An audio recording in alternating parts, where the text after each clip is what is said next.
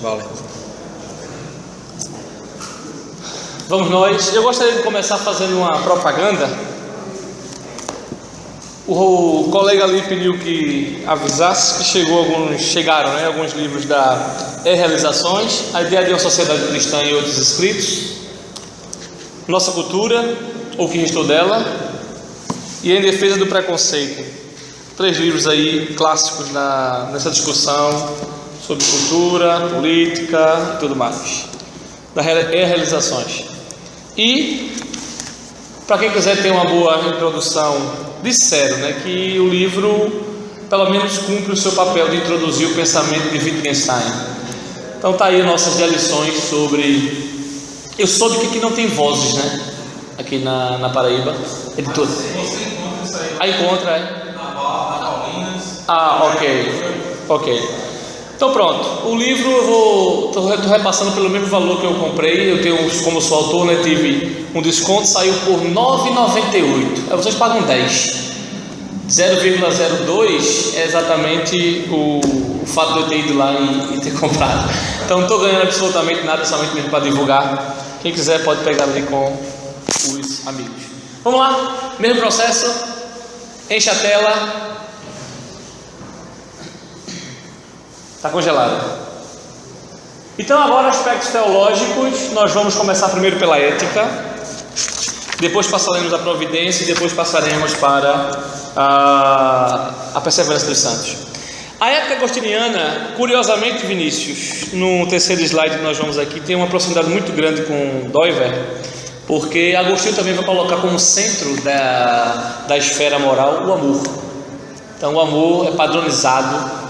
Ele vai dizer que é o fundamento do conceito, de todo e qualquer conceito moral, é o amor. Então já fica aí a dica, A ética para Agostinho, gente, como eu falei, ela tem como base Deus. E ele faz um trocadilho interessante. Qual é o trocadilho dele, Ele fala, assim como Deus é a base das leis que governam o mundo, gosto de dar sempre meus exemplos aos alunos, Qualquer pessoa ligada à física dirá, isto cai por uma força da gravidade. Um crente não pode ter esta leitura, pelo menos como a causa última da queda deste objeto. A queda última é Deus que estabeleceu e mantém essa lei da gravidade, ou seja, a lei da gravidade é apenas o instrumento pelo qual isto se processa. Agostinho tinha a mesma concepção. Que concepção? A concepção de que assim como Deus governa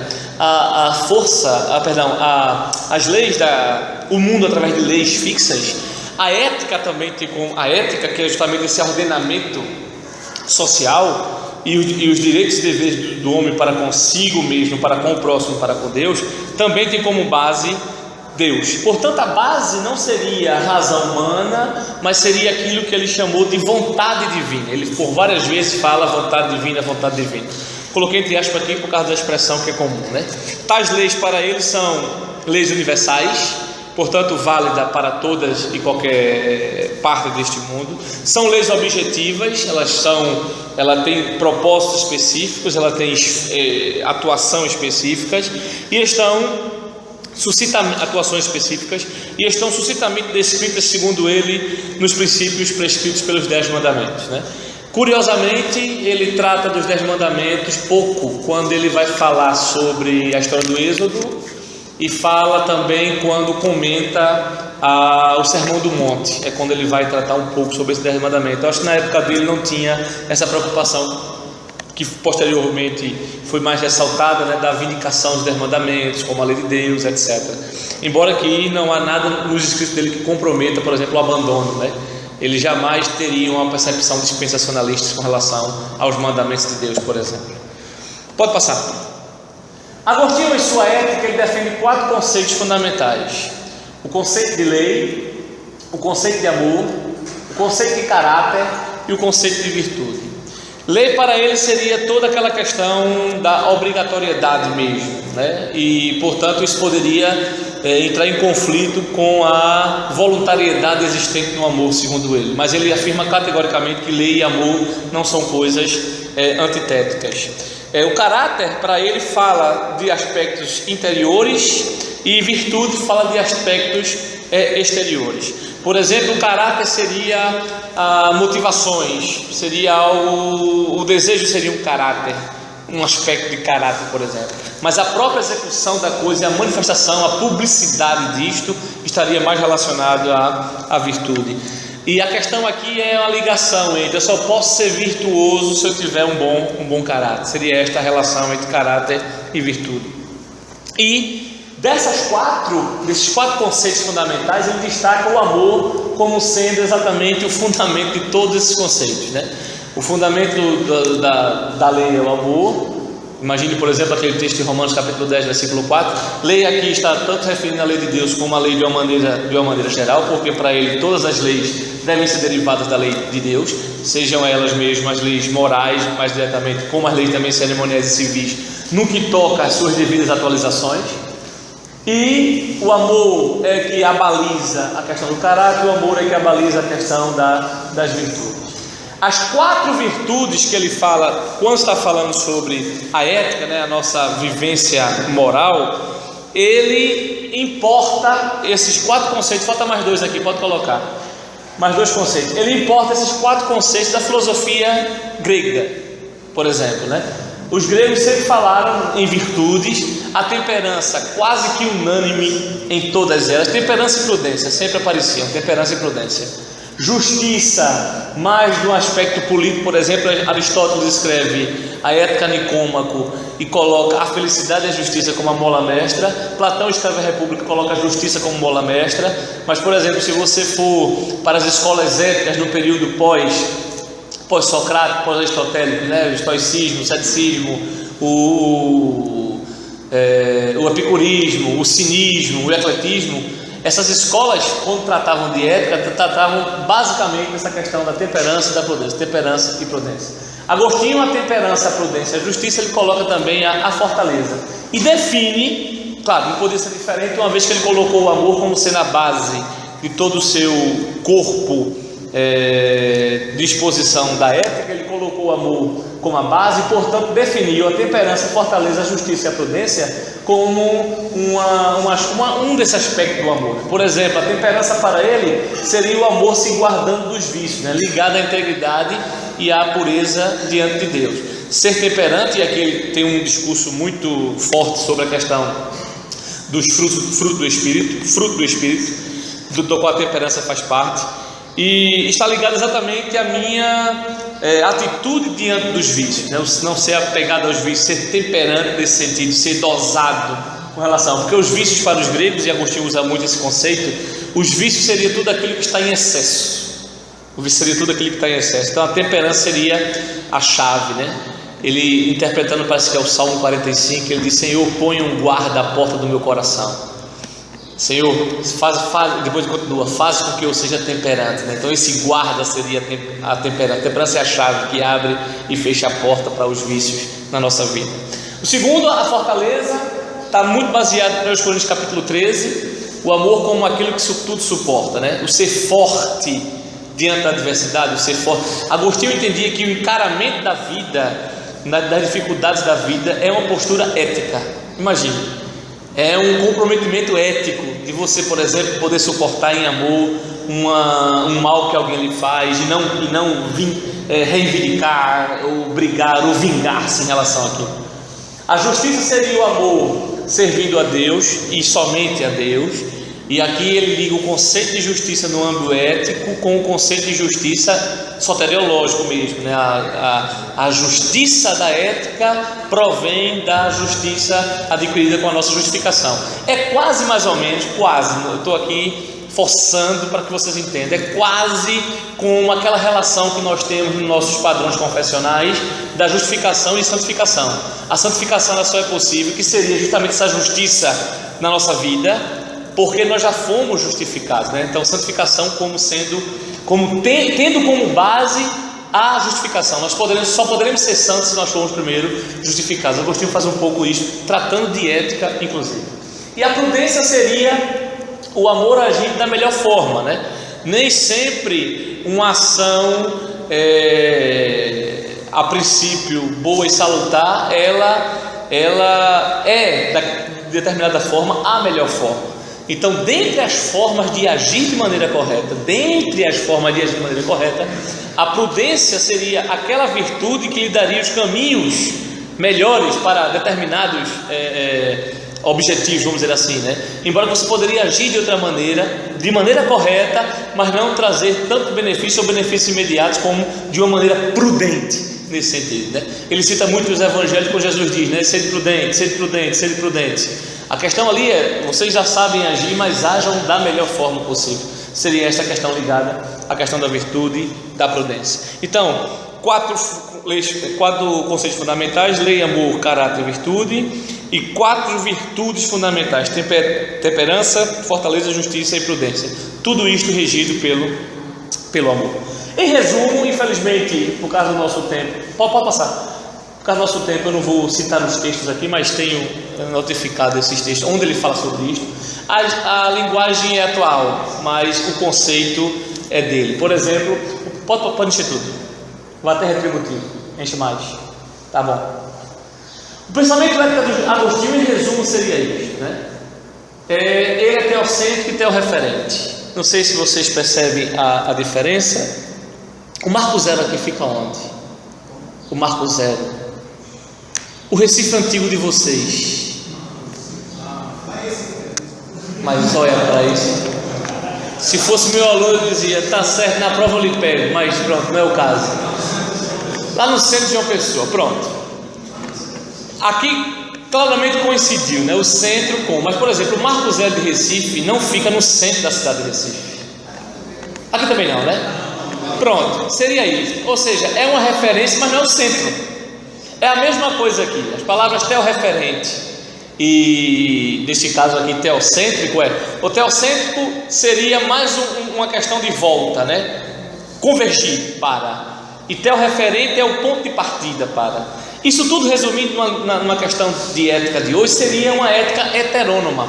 Ou como os manuais dizem, a ética em Agostinho é a ética da segunda pessoa. É um tu que me diz o que eu devo fazer, e não eu que me diz o que eu devo fazer, né? Eu estava lendo recentemente um texto sobre a ética em Agostinho e a ética em Rousseau. E o autor destacou exatamente isto. É uma ética na primeira pessoa, em Rousseau, um eu autônomo, que propõe suas próprias leis e tudo mais, né?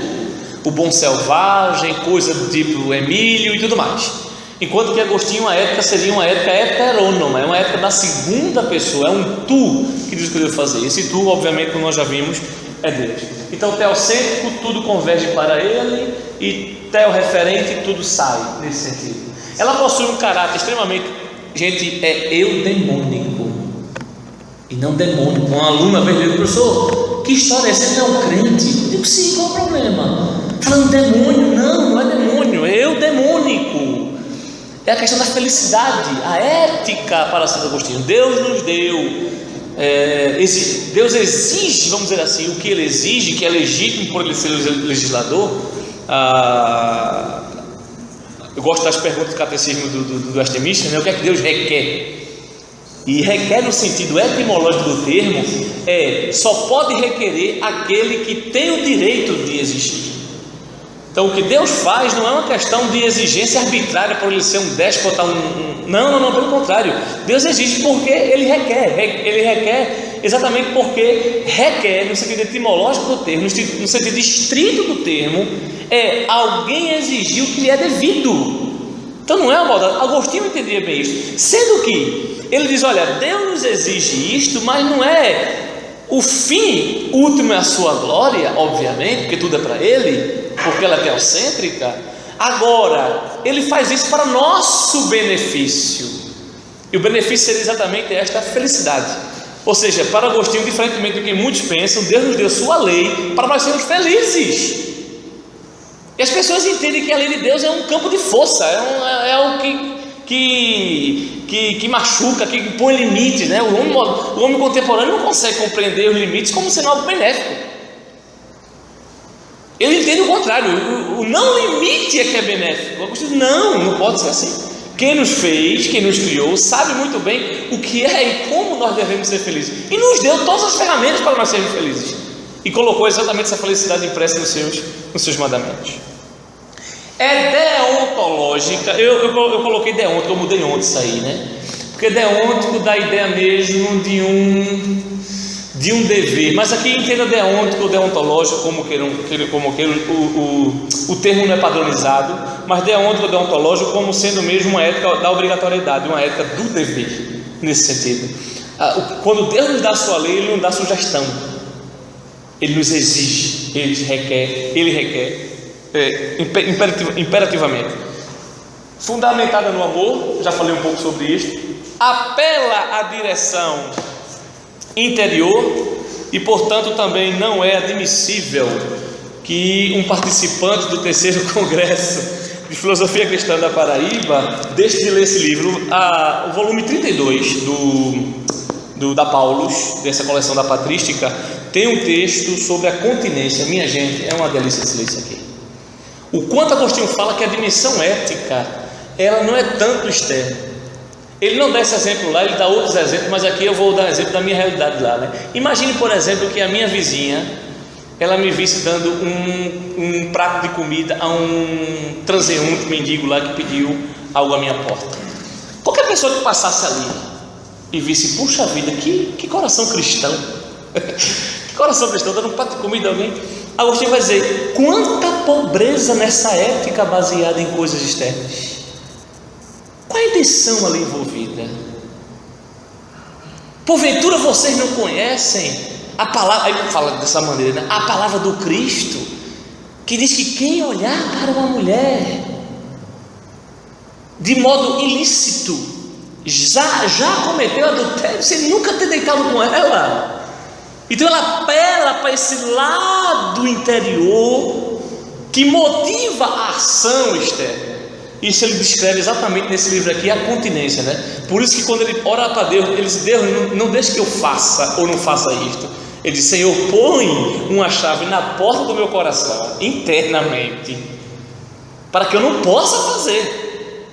E não Deus me peça que eu faça, ou Senhor, me ajuda que eu não faça. Não é que me ajuda que eu não faça, é me ajuda que eu não tenha nem a intenção de fazer, porque a intenção já se constitui pecado contra ti. Ele trata essa dimensão interior da ética, bastante irrelevante hoje em muitas éticas alternativas à ética cristã professada na nossa pós-modernidade. É teleológica, ela tem um fim. O padrão ético não é um padrão em si mesmo, né? Por exemplo, existe hoje éticas materialistas que elas admitem somente a teleologia dela é instanciada no próprio ato. A cometer o ato ético, bom ou mal, o fim último estar ali. A de Agostinho, bíblica, não é assim.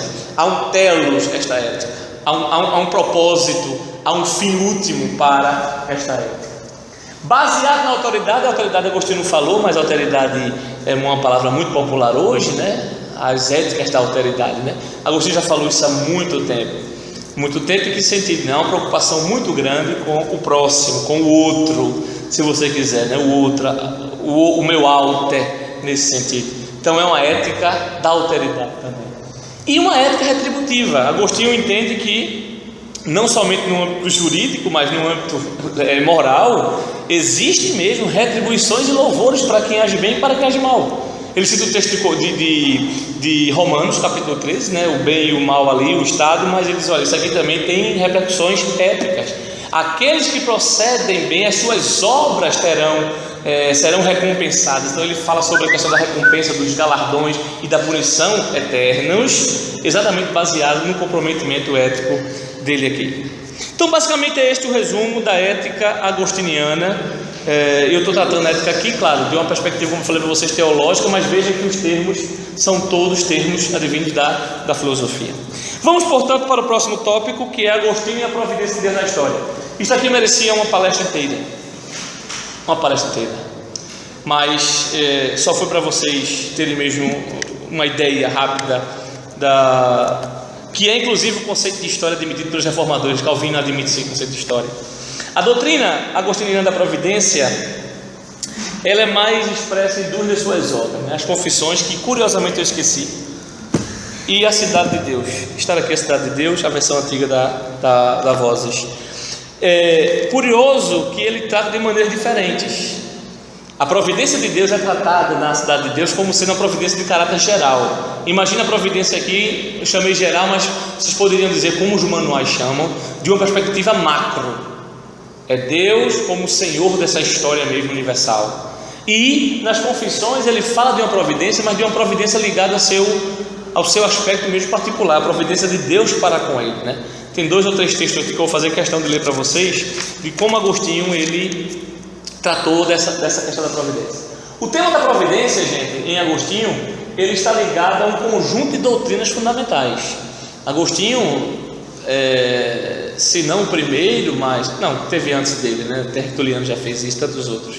Eu dizer, foi um dos primeiros a fazer teologia sistemática, mas no sentido de não escrever teologia sistemática, mas ver mesmo esta íntima ligação entre as doutrinas bíblicas, né?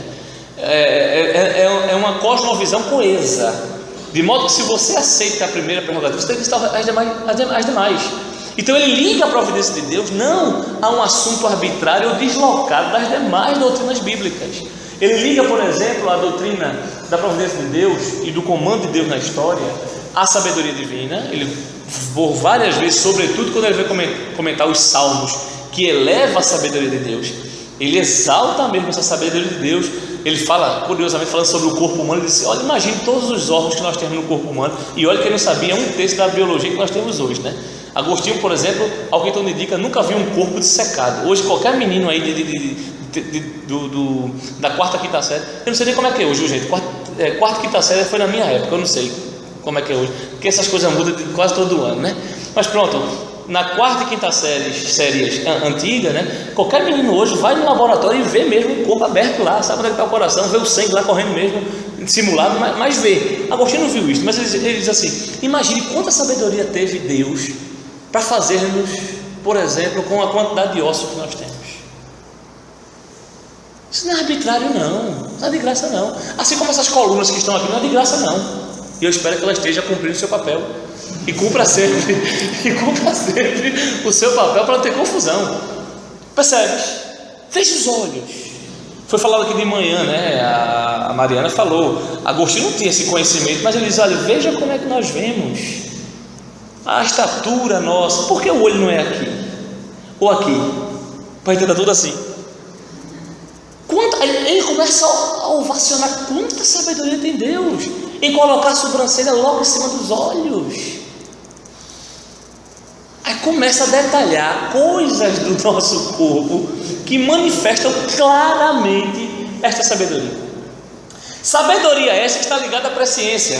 Curiosamente, no último texto que eu vou falar para vocês aqui, que é a Perseverança dos Santos, está escrito no conjunto de livros chamado Graça 2, a predestinação dos santos e o dom da perseverança. Na predestinação dos santos, Agostinho tem uma discussão bacana sobre presciência. A presciência não é totalmente contrária ao que muitas pessoas entendem hoje. Agostinho jamais separa a presciência dessa soberania de Deus. Observe que eu coloquei sabedoria como primeiro, mas isso tudo que vocês estão vendo aí é o que ele chama da soberania de Deus. E ele jamais desatrela a sabedoria da presciência, da determinação divina, da soberania de Deus, do decreto divino, etc. e tal. Quase como, por exemplo, nossa confissão mesmo faz isto. Porque é o que está nas escrituras. Deus não pode ser partido. Deus é simples. Na linguagem de Berkhoff, por exemplo, Deus é simples. Então, nesse sentido, a presciência não é que Deus viu e não, esqueça isto. Antes de acontecer, já sabia. Sabia porque pela sua sabedoria Ele próprio determinou, Ele próprio decretou. Então tudo está girando em torno do que é Deus, de quem é Deus, se quisermos dizer assim. Aí vem a sua onipotência em fazer o que fez, a sua bondade em agir como agiu, a sua vontade, que é uma vontade determinativa e não simplesmente um pitaco, e o seu controle sobre todas as coisas existentes. É nesse controle sobre todas as coisas existentes que ele vai destacar exatamente o aspecto da providência. Pode avançar, meu caro. Importante para a compreensão, cadê tu? Eu fui mais rápido que o slide, foi? Menino! Pode encher, até teleológica. Tá bom, mais um. Muito bem. Importante para a compreensão dessa doutrina, né, da providência de Deus, estou falando de aspectos teológicos, é o entendimento do conceito agostiniano de harmonia e história. Agostinho tem um livro, está traduzido para o português, De Ordine, a Ordem, é o livro. É mais um, gente, é mais um, anota aí. É mais um que vocês têm que ler. Pense em um livro extraordinário. É quando ele vai falar exatamente da sabedoria de Deus manifesta, nessa harmonia toda que nós temos no nosso mundo. Os ciclos, ele fala sobre os ciclos, as estações, as chuvas. Ele fala sobre o processo de reprodução. Ele fala sobre o crescimento das árvores. Ele fala sobre a diversidade que há de coisas, animais esquisitíssimos que existem. Quer dizer, tudo isso não é de graça. Tudo isso, né, os ecólogos atuais dizem isso aí é como se fosse a manutenção da cadeia biológica. Mas que chame assim? Agostinho vai dizer, Deus fez tudo isso no seu devido lugar. Colocou tudo no seu devido lugar, para que a máquina, vamos chamar de máquina aqui, um olhar bem cartesiano, né? Para que a máquina toda funcione do jeito que está. Se eu coloco uma catraca maior ou menor aqui, altera o andamento do meu relógio. Mesma coisa, Deus não colocou coisas a mais ou a menos na criação para que as coisas ficassem. Ele mantém, não somente criou dessa maneira, mas como mantém esta harmonia, mantém esta ordem. Então, ela assumindo a criação em termos de hierarquia, por exemplo, é baseado nesta harmonia que nós temos coisas do tipo beleza, perfeição, complexidade, função. Vou dar um exemplo, eu gosto de brincar com os meus alunos, né? Uma coisa, minha gente, é nós olharmos, por exemplo, para o nosso corpo e olharmos e pontualmente olharmos para o nosso coração. É uma coisa extraordinária no nosso coração, sem ele. Mas imagine o que é você olhar para a sua unha do dedo medindo o pé direito. Na época que eu jogava bola, a unha do dedo midinho, da minha perspectiva, obviamente, a unha do dedo midinho do pé direito, do meu pé direito, só servia para me dar íngua. Alguém já teve íngua? Acho que os mais novos não sabiam o que é íngua, né? Sabe não? Isso é um absurdo. Veja, íngua é quando alguma parte do seu corpo está inflamada e tem glândulas no nosso corpo que são afetadas por essa inflamação. Às vezes, geralmente, quando eu jogava bola, geralmente a íngua dava na virilha. Aí eu ficava virado, porque em termos de campeonato, por exemplo, eu ficava de fora porque eu não podia nem correr. Crescia mesmo glândulas, às vezes no pescoço e tal. Mas veja, uma coisinha lá no pé, lá de baixo. Agostinho vai dizer exatamente uma unhazinha do dedo midinho, que não tem quase significação nenhuma. Ela faz parte de um todo harmônico. Aí imagine, por exemplo, Paulo fala sobre isso, né? Quando está falando sobre a igreja enquanto corpo, Paulo diz, um membro só deixa o corpo ferido, tem que tratar dele. Assim como o meu dedo midinho. Veja, o coração, todo mundo expulsa a vida, parou o coração, acabou essa pessoa. Mas o dedo midinho, às vezes a gente brinca, arranca assim com a mão, como se fosse arrancando um cabelo no nosso corpo. É um membro significativo, é um membro significativo. Às vezes tem gente que nem tem gente que nem tem unha tão pequena que é, mas aquilo faz parte dessa harmonia para exatamente mostrar beleza, mostrar perfeição, mostrar complexidade, mostrar função. Nós não podemos saber qual é a função disto. Caso eu soube esses dias que parece que a unha é importante porque é o que dá sustentação para nós segurarmos as coisas. Eu não entendo bem essas coisas, estou confiando aqui no que os colegas me disseram. Certamente nosso dedo midinho tem unha e nós não sabemos, podemos não saber qual a função, mas se Deus assim nos fez, certamente tem uma função muito específica dentro desse conjunto todo que nós chamamos seres humanos. Então Agostinho olhava a providência de Deus como sendo esse grande corpo, e cada coisa minúscula que acontecesse nessa história era para fins específicos, para propósito específico. A base dele vocês já sabem, né? Muito falado, Romanos capítulo 8, versículo 28. Não é a sugestão, viu, gente?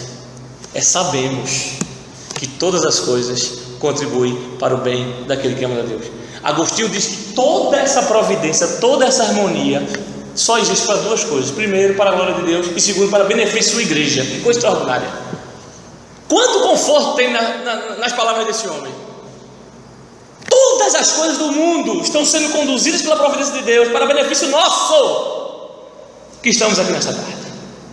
E não somente que estamos aqui nesta tarde, que confiamos plenamente naquilo que Deus nos diz através da sua palavra. Estou falando de um homem do quarto século que não leu Bavinck e muito menos Berkhof, mas sabia coisas profundas das Escrituras, tão quanto ele sabe, e nós sabemos também. Então o conceito de harmonia para ele é o que dá o esplendor da criação. A criação é bela. Ele tem uma interpretação do Salmo 24 que é coisa extraordinária. Ele diz: olha, os anjos do céu não sabem o que é a igreja. Os anjos do céu é muito bonito falar sobre isso. Os anjos do céu estão loucos para saber quem é essa tal do noivo do Cordeiro. Aí ele pega o Salmo 24: levantai, ó portas, as vossas cabeças. Quem é este? Tem os anjos perguntando: quem é este que vem aí? Quem são estes que vêm aí? É a esposa do Cordeiro, menino. Respeita aí. É a esposa do Cordeiro. Ele fala: toda a providência de Deus é conduzir exatamente a sua igreja para coroar a obra do seu filho. Aspecto teleológico, vou falar já sobre isso, no aspecto final. O esplendor da criação não está nela própria, está na providência de Deus que conduz todas as coisas segundo o seu prazer. E o outro conceito para entendermos a providência é o conceito de história, né? Gostaria de falar para vocês aqui, vocês já sabem o conceito de história, tem vários conceitos de história hoje: história cíclica, história da perspectiva dialética, história da perspectiva idealista, história da perspectiva psicossocial, tem várias concepções de história hoje. A concepção bíblica de história, que é a concepção de Agostinho, é muito simples. É uma história linear, que teve um começo, que tem meio, que tem fim, e que tudo isso aqui é conduzido por um telos específico. A questão é se tem telos, não é como Aristóteles, que o telos estava nas próprias coisas, as coisas eram autônomas. Agostinho não acredita que o mundo é eterno, acredita que o mundo foi criado, e o sujeito desse telos é Deus, e Deus conduz esse telos exatamente para a sua providência. Então o conceito de harmonia e o conceito de história estão intimamente imbricados para a compreensão do conceito de providência divina. Os próximos slides são 3 slides, né?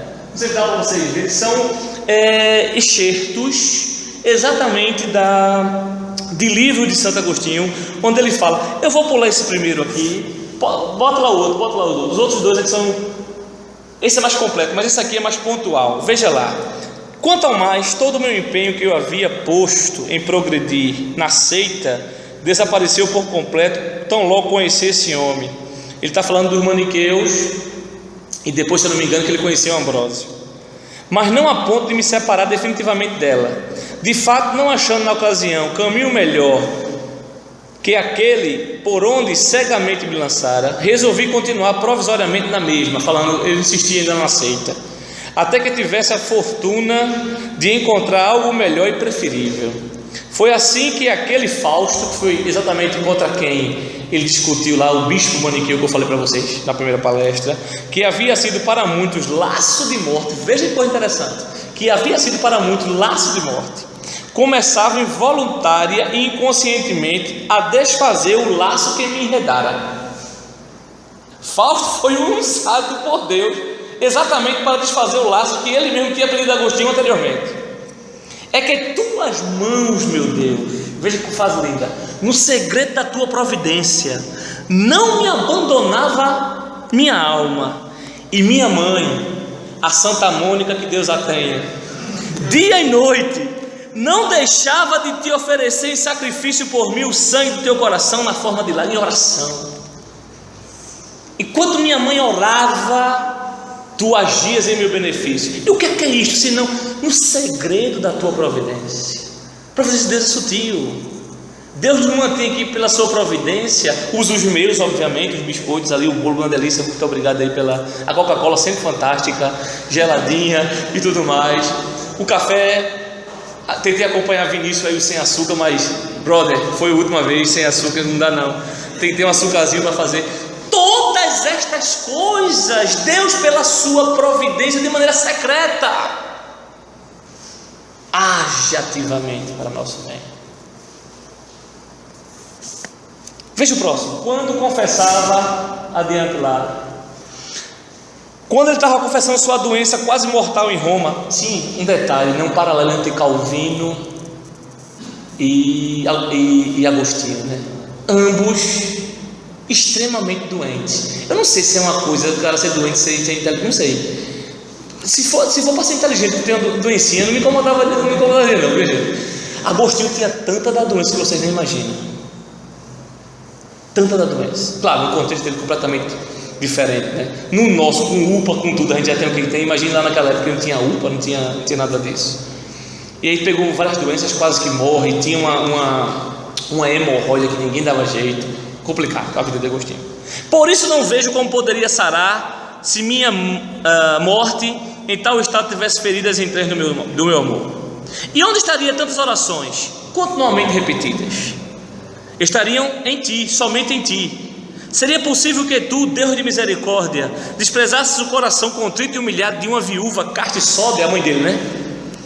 Que frequentemente dava esmola e servia obsequiosa a teus santos, que nenhum dia deixava de levantar em suas oferendas o teu altar, que ia 2 vezes por dia, de manhã e à tarde, à tua igreja, sem faltar jamais, e não para entreter-se em vãs conversas e cochichos. Está vendo que as mulheres já fofocaram desde lá naquela época, de velhas, mas para te ouvir as palavras e para que ouvissem suas orações?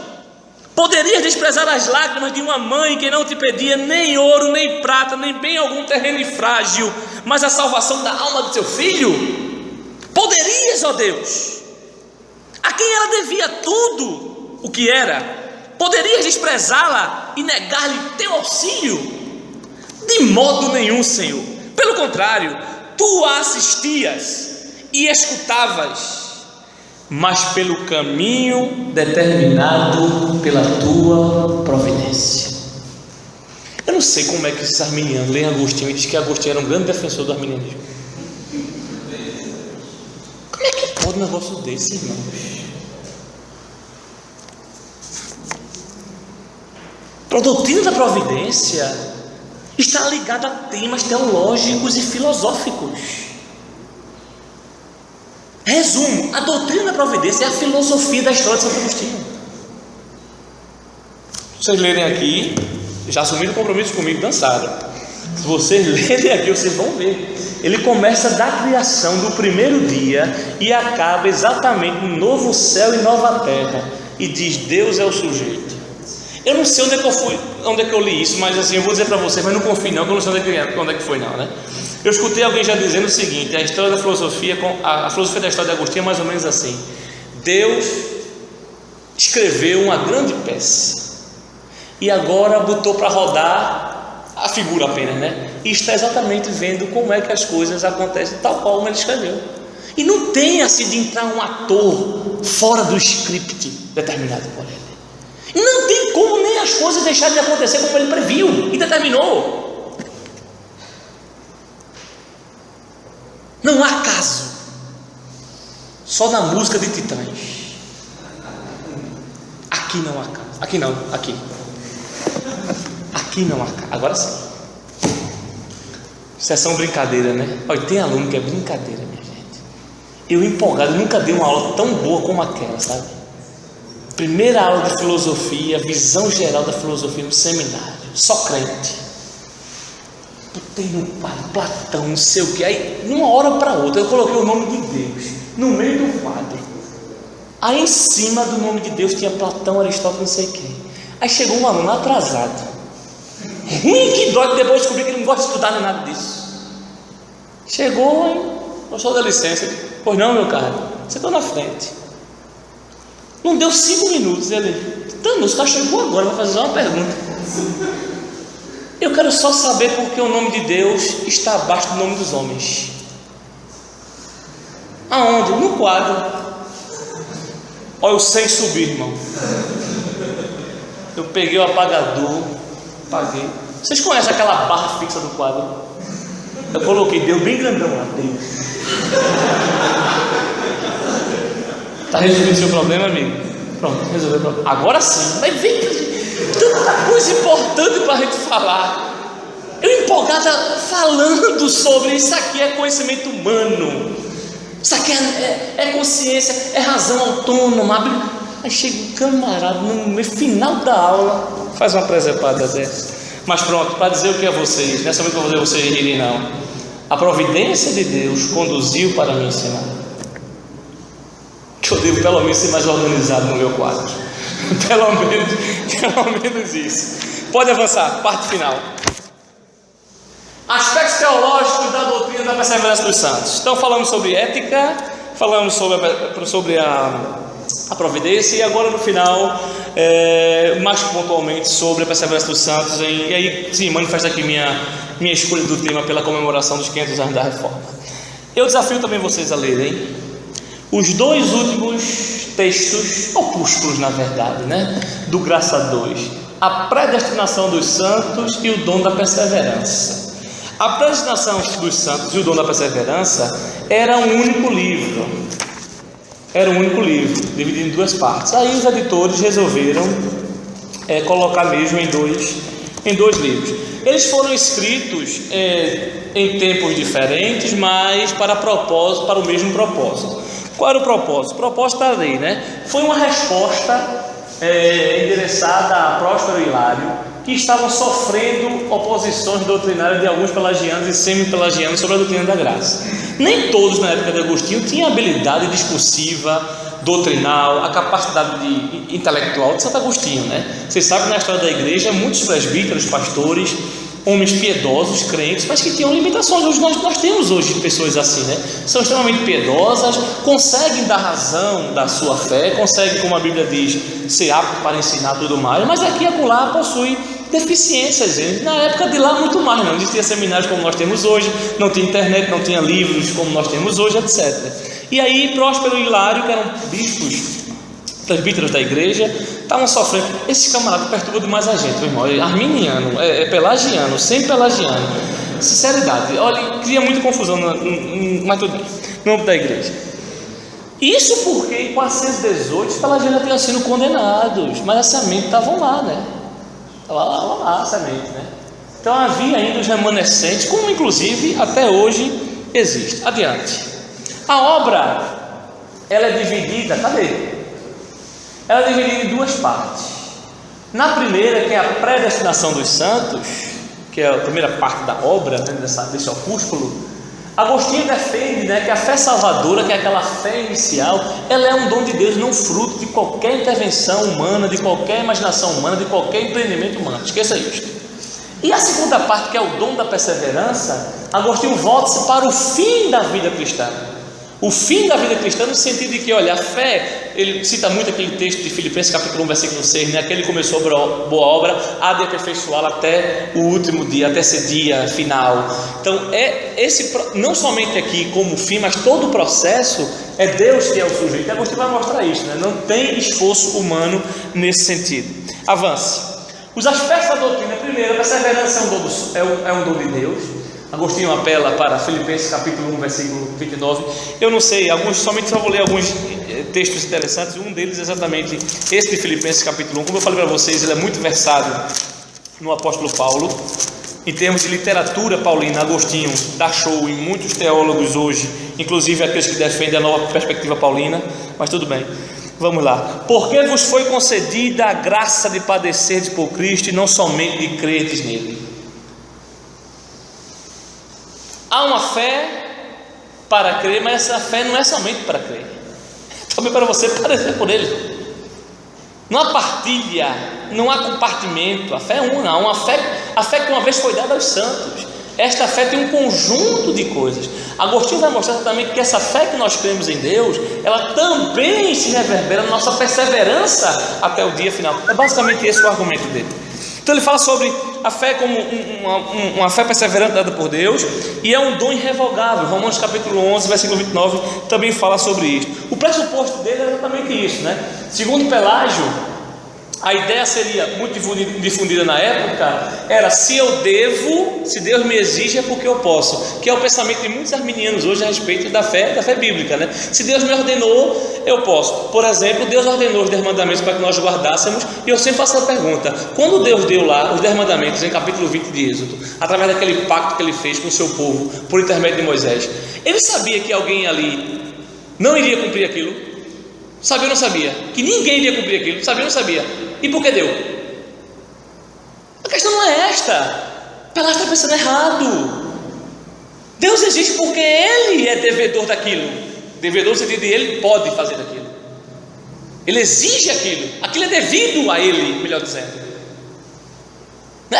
Quando Ele diz se arrependa, Ele está dizendo da minha capacidade de se arrepender, não. Ele está dizendo qual é o caminho para se fazer. Não está dizendo se eu tenho condições ou se eu não tenho condições. Agostinho resolve isso numa frase só: Senhor, concede-me aquilo que ordenas. Que coisa extraordinária! Concede-me aquilo que ordenas, e ordena o que quiseres.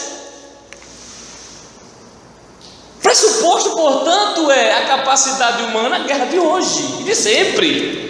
A capacidade humana e a capacitação dada por Deus é o que está em jogo nessas questões doutrinais. Entra a questão do livre-arbítrio, que é um tema filosófico, e por aí vai. Pode adiantar. Então é um dom de Deus. Segundo, a perseverança depende exclusivamente de Deus. Agostinho vai mostrar isso em toda a obra dele. Somente a graça de Deus é que pode guardar e proteger da apostasia. Tem os textos aqui, eu vou deixar o slide para vocês, depois vocês conferem. O texto de Jeremias é uma coisa extraordinária sobre isso. O texto de Jeremias. O texto de Filipenses capítulo 1 versículo 6, mesma coisa. Ele começou a obra, há de aperfeiçoar. Ele é que é o sujeito desta perseverança. Adiante. A perseverança é fruto da eleição. Ele diz claramente isto. Portanto, quem é eleito persevera. Não tem aquela ideia de que eu fui eleito e no meio do caminho posso destoar. Todo mundo sabe disto. Deus pôs esta graça naquele no qual, predestinado pela decisão daquele que tudo opera segundo o conceito da sua vontade, fomos feitos herança. Ele cita Efésios 1, capítulo 1, versículo 11, por exemplo.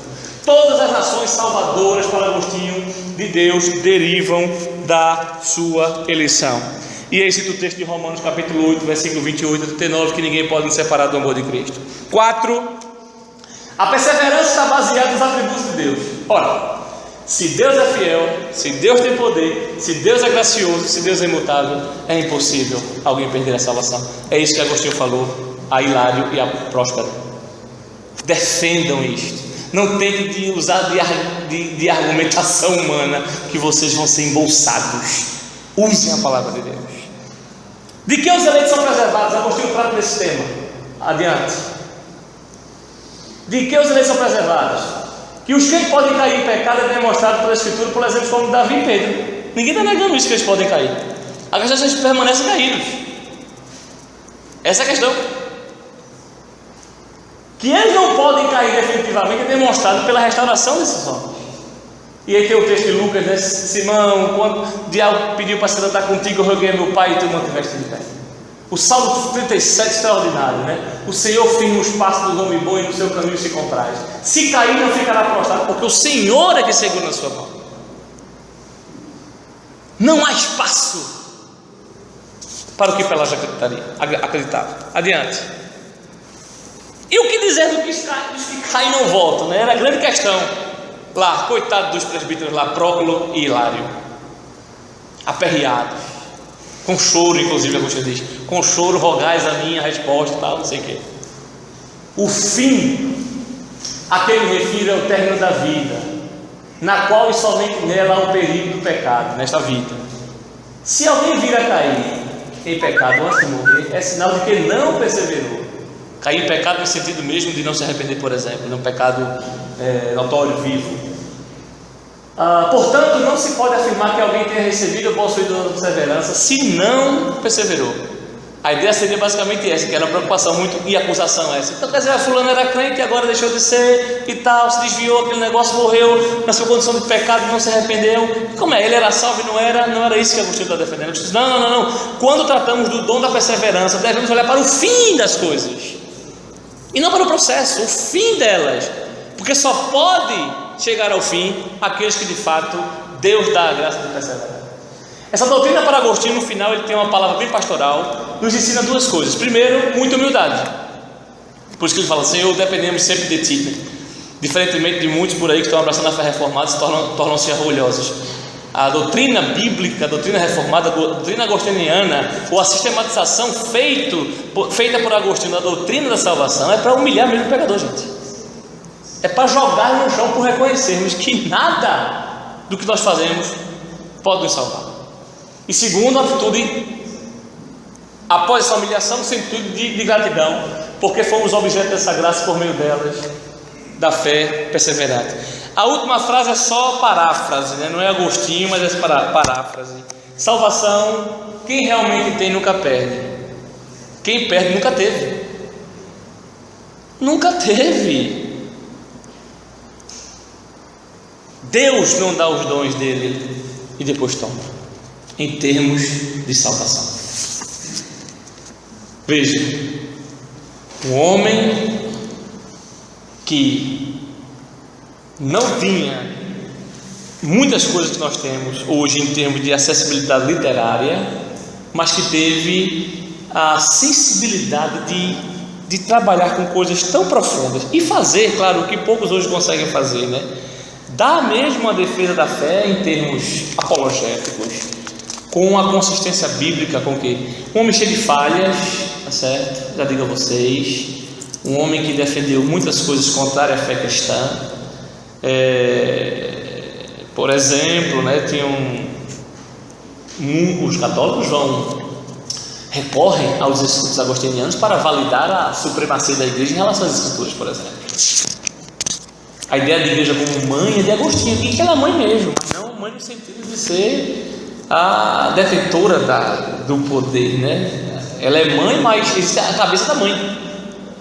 A cabeça da mãe que é Cristo, a cabeça da mãe, tem filho da mãe, né? Aqui temos a cabeça da mãe.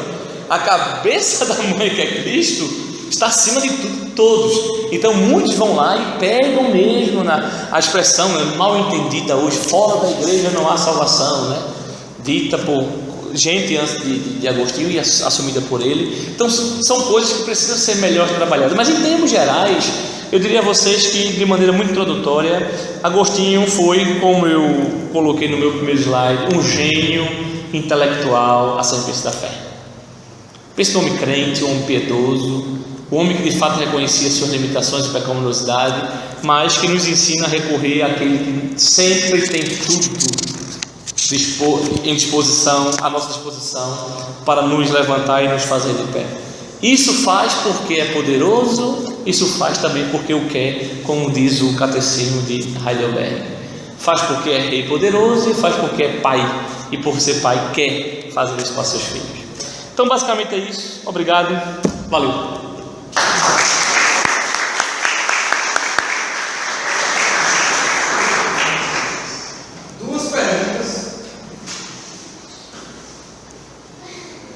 Ótimo, obrigado. Pode ir, né?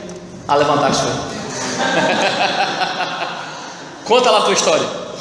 Em relação à questão da liberdade, né? Porque eu já vi alguns autores que colocam que a concepção do livre-arbítrio é o juventude. Por exemplo, uma maldade na lei do Marlito, ele colocava que tinha uma concepção da juventude, que era uma concepção da liberdade, que possa ter uma concepção harmonia natural, e já na fase mais madura, quando teve debate do trabalho ele tem uma concepção mais próxima do que a gente chama de compatibilismo, que a gente não quer adotar boa parte dos palmos intelectuais. Então, ainda bem que ele mudou, né? Minha pergunta era: se houve essa mudança, eu também já vi outros autores dizendo que não mudou, ele mudou a liberdade. Outros já vi outros autores dizendo que não, que a Agostinho sempre foi compatibilista, que isso é uma confusão. Então, eu quero passar em relação a essa confusão. Ok. Eu diria o seguinte: eu acho. E quando eu digo eu acho é porque de fato não é um assunto facilmente resolvido em Santo Agostinho. Como eu falei, ele é sistemático, teríamos que ter. Mas assim, de uma maneira muito objetiva, eu diria que não há mudança. O que há é aperfeiçoamento. Imagine, por exemplo, alguém que abraça a fé reformada e tem aquelas compreensões básicas dos 5 pontos e depois aprofunda isto e aplica isso à sua vida de maneira inteira. É basicamente o processo de Agostinho. O que acontece, e que isso é perceptível, isso aí é indiscutível, o problema é que as obras, como você falou aí, do Agostinho jovem, tinha um público e pontos específicos de serem abordados, que era contra a questão dos maniqueus e a liberdade com relação ao mal. As obras da maturidade, das quais 2 delas estão aqui aliás, as 4 aqui, veja, Graça e Liberdade. Isso aqui Agostinho escreve 1 ano antes de morrer, 430 ele morre. Correção e a Graça, a Predestinação dos Santos e o Dom da Perseverança. Aqui a briga não é mais contra os maniqueus, e nem está em jogo aqui o problema do mal. A questão aqui é: o homem no estado de pecado pode ou não escolher Deus. Então a abordagem do mesmo tema é feita com um foco diferente. Eu diria que a mudança ela é qualitativa no sentido de abrangência e não de mudança radical. Era A e passou a ser B. Era A minúsculo, passou a ser A maiúsculo. E além dessa mudança qualitativa, há uma mudança também de proposta. Ele estava atacando na juventude os maniqueus, que era o que mais aperreava ele, e no final da vida o que mais aperreou ele foi exatamente os pelagianos. O livre-arbítrio sobre o livre-arbítrio, ou do livre-arbítrio, é um ataque contra os maniqueus, e nessas obras de maturidade é contra os pelagianos. Então assim, é quase que unânime. Quando eu digo quase que unânime é porque tem o Norman Geisler da vida que quer confundir a coisa, né? Não, aí que tá, ele tem que afirmar isto para o que ele quer defender. É uma jogada mesmo de interpretação, mas assim, não tem como nós vermos isto. O que há isso aí eu concordo, a melhor abordagem dele é a abordagem da maturidade. Inclusive, atenção, pena que ele está em português, as retratações, ele é tão honesto que nas retratações ele escreveu um livro para se retratar dos erros que ele havia cometido. Nas retratações ele corrige muito fraseado sobre o livre-arbítrio. Ele disse: olha, o que eu diria aqui é isso aqui mesmo, mas é dessa forma que eu disse. E apenas não fui claro, não sei o que mais lá. Então a mudança ela é qualitativa em termos de aplicação mais extensiva. E objetivos são diferentes. É meu de um pastor, ele pode pegar o mesmo texto da Bíblia e fazer aplicações de maneiras diferentes. Não é que ele mudou, são as aplicações são diferentes. A ideia do livre-arbítrio está aqui, eles aplicam de maneira diferente contra o que ele quer combater. Se ele dá a Companhia das letras, né? 10 Exato. Isso. Conclui dizendo que não tem como fugir da compreensão, da conclusão de que Agostinho é um modernista. Justo. Em termos de liberdade. Há salvo engano, uma crítica que ela faz ao Break, que quer ver um Santo Agostinho libertário.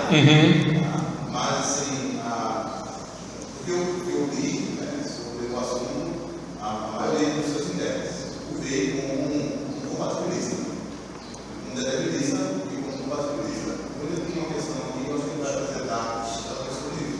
Então, assim, eu trabalhei lá na casa de 6 meses estudando esse livre-arbítrio e a minha discussão foi essa. Eu vejo o seguinte, guardada a devida proporção, por exemplo, quando eu estou no meio arminiano, eu apelo ao determinismo bíblico. Quando eu estou no meio de deterministas, eu apelo para a responsabilidade. Alguém pode achar que seja um livre-arbítrio. Então, Agostinho faz isso. Quando ele estava discutindo para os pelagianos, ele apelou uma coisa, determinismo. Quando ele estava discutindo com o livre-arbítrio lá, Maniqueus, ele apelou para isso. O livre-arbítrio, se a gente for atentar mesmo lá, a liberdade lá, não tem essa característica que o examinando usa como livre-arbítrio, que agir contra a sua própria natureza. Você pega uma porca, dá banho nela, como por exemplo eu uso, que foi o sujo, e depois soltar a porca, como é que ela vai? lama.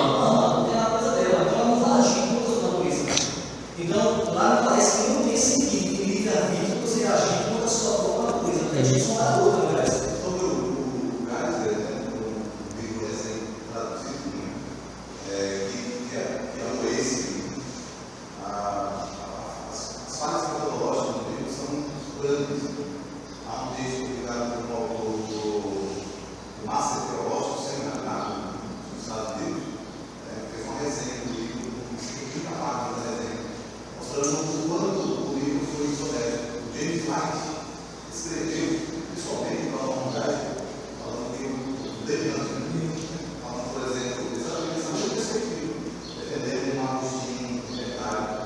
Disse: olha, essa perspectiva aqui não houve, na verdade, é um delirante, presente a tentativa de fazer com que Agostinho seja.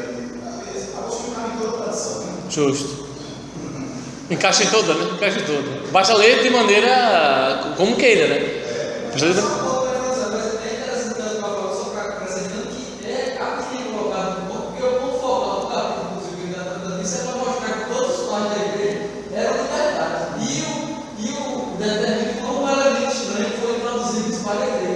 Ele nunca leu Irineu, não. Porque Irineu não abre mão da predestinação, por exemplo, da determinação de Deus. É que tá, é a questão. Claro, ele tem que fazer. A coleção do história da igreja de Apóstolos, Isso. se ela não ter todas as discussões só teológicas, não se preocupar com certo, ela tem discussões não, só teológicas, cristológicas. Isso.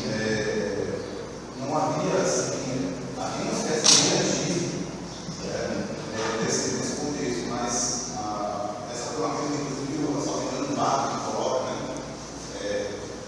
Tem que considerar o momento em que a discussão está sendo. Não é a discussão só teológica, por isso você não vai encontrar sistematizações sobre esse molequinho, mas Irineu, para afirmações categoricamente não existem, os pais sabem isso.